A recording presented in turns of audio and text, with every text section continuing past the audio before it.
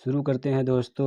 आज देश और दुनिया की हर बड़ी खबर सिर्फ यूपी अपडेट पर। आज की पहली खबर, दिल्ली, उत्तर प्रदेश और बिहार समेत कई राज्यों में भीषण गर्मी और तेज आंधी का अलर्ट जारी किया गया है। मौसम विभाग के अनुसार अगले 12 घंटों में कई इलाकों में 70 किलोमीटर तक प्रति घंटे की रफ्तार से हवाएं चलेंगी। देश के 17 राज्यों में भारी बारिश और तूफान की चेतावनी जारी हुई है। आईएमडी ने लोगों को सतर्क रहने और अनावश्यक यात्रा से बचने की सलाह दी है। कई जगहों पर तापमान में गिरावट दर्ज होने की संभावना है। दिल्ली एनसीआर में गर्मी लगातार बढ़ती जा रही है। मौसम विभाग ने अनुमान लगाया है कि राजधानी का तापमान इस सप्ताह 45 डिग्री सेल्सियस तक पहुंच सकता है। केंद्रीय मंत्री पीयूष गोयल ने उद्योगों से आयात पर निर्भरता कम करने की अपील की है। उन्होंने कहा है कि भारत को घरेलू उत्पादन बढ़ाकर वैश्विक बाजार में अपनी स्थिति मजबूत करनी होगी। भारतीय रुपया डॉलर के मुकाबले नए निचले स्तर 96.4 तक पहुंच गया है। कच्चे तेल की कीमतों में बढ़ोतरी और वैश्विक बाजार के दबाव के कारण निवेशकों की चिंता बढ़ी हुई है। गृह मंत्री अमित शाह आज बस्तर में उच्च स्तरीय सुरक्षा बैठक की अध्यक्षता करेंगे। नक्सल प्रभावित क्षेत्रों में सुरक्षा व्यवस्था मजबूत करने को लेकर कई अहम फैसले लिए जा सकते हैं। लखनऊ में 2 दिन से लापता युवती का शव रेलवे स्टेशन के पास जंगल से बरामद हुआ है। पुलिस ने हत्या का मामला दर्ज कर जांच शुरू कर दी है और कई संदिग्धों से पूछताछ जारी है। सुप्रीम कोर्ट आज आवारा कुत्तों से जुड़े मामले पर महत्वपूर्ण फैसला सुना सकता है। इस मामले में कई राज्यों ने बढ़ती घटनाओं को देखते हुए सख्त दिशा निर्देश जारी करने की मांग की है।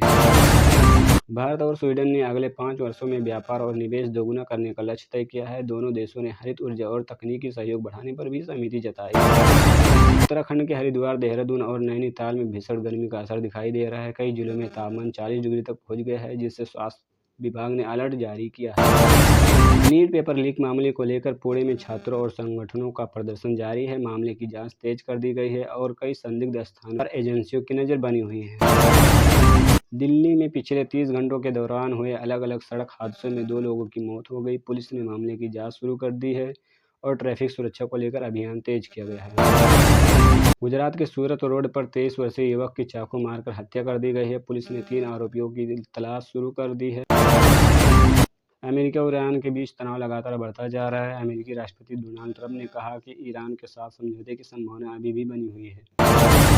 पाकिस्तान ने सऊदी अरब में अतिरिक्त सैनिक और लड़ाकू विमान तैनात किए हैं। रिपोर्ट्स के अनुसार क्षेत्रीय सुरक्षा और पश्चिम एशिया संकट को लेकर ये कदम उठाया गया है। भारतीय क्रिकेट प्रेमियों में भारत पाकिस्तान मुकाबले को लेकर उत्साह बढ़ गया है। सोशल मीडिया पर मैच से जुड़े वीडियो और चर्चाएं तेजी से वायरल हो रही हैं।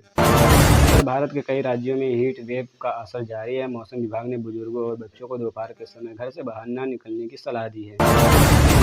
केंद्र सरकार रूसी तेल खरीद को लेकर अपनी नीति जारी रख सकती है। वैश्विक दबाव के बावजूद भारत ऊर्जा जरूरतों को प्राथमिकता देने की रणनीति पर काम कर रहा है। केंद्रीय विस्टा परियोजना के तहत नई दिल्ली में निर्माण कार्य तेजी से चल रहा है। रिपोर्ट के अनुसार निर्माण से जुड़े कई पुराने भवनों को हटाने की प्रक्रिया जारी है। देश के कई हिस्सों में तेज धूल भरी आंधी और बारिश के कारण लोगों को गर्मी राहत मिलने की संभावना है। आईएमडी लगातार मौसम की निगरानी कर रहा है। शेयर बाजार में विदेशी निवेशकों की बिकावली के कारण बाजार में दबाव बना हुआ है। विशेषज्ञों का मानना है कि वैश्विक आर्थिक हालात का असर भारतीय बाजार पर पड़ रहा है। देखते रहिए भारत की तेज रफ्तार डिजिटल न्यूज पहचान यूपी अपडेट, हर खबर आप तक।